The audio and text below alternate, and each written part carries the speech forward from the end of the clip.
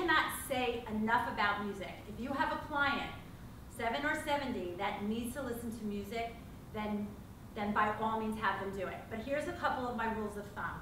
And here's what I tell parents, because believe it or not, music is my biggest with parents. You hear me out for music. Hear me out for a minute. Music is rhythm, right? Okay?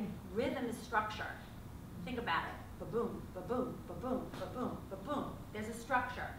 Structure is the most important thing for anyone, I'm not talking about a student, that has attention deficits. They need that structure. So here's my rule of thumb though. I don't allow my students, and I'm very flexible, I'm easygoing, but here's where I get okay? I don't let them doing this, iTunes all day, I'm doing this, iTunes, whatever it is, all day long. No. You're gonna do, this is what I tell them. You're gonna create a playlist, okay? And I have my adults do this, 30 minutes, no more, no less. And my only rule for students is no rap music, it's really wordy. And you're gonna listen to that, and it has to be music you're not gonna care that you're gonna hate, okay, by the end of the school year, because you're gonna play this over and over and over again. But what's great about it is that, and there's so many things that's great about it. Number one, we all know that it's a brain booster. It helps us focus, it helps us attend. But it's like they hear the music, there's a response to it. I hear music, I need to work now.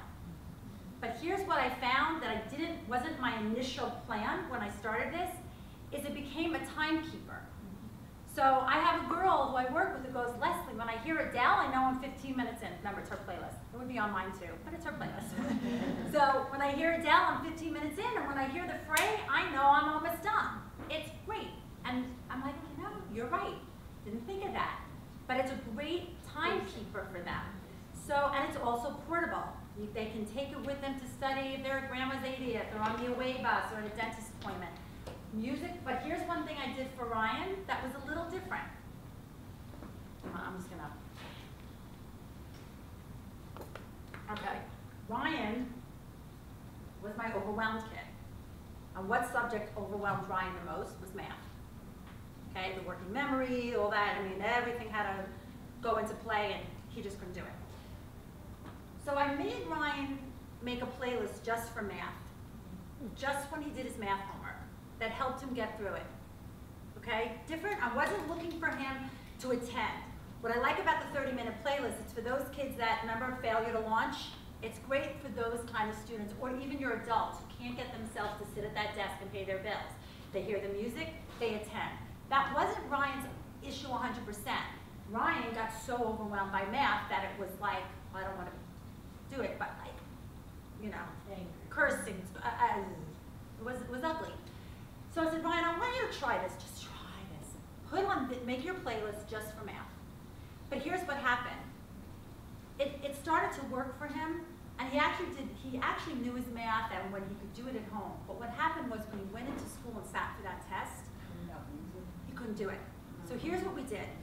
For Ryan had an IEP.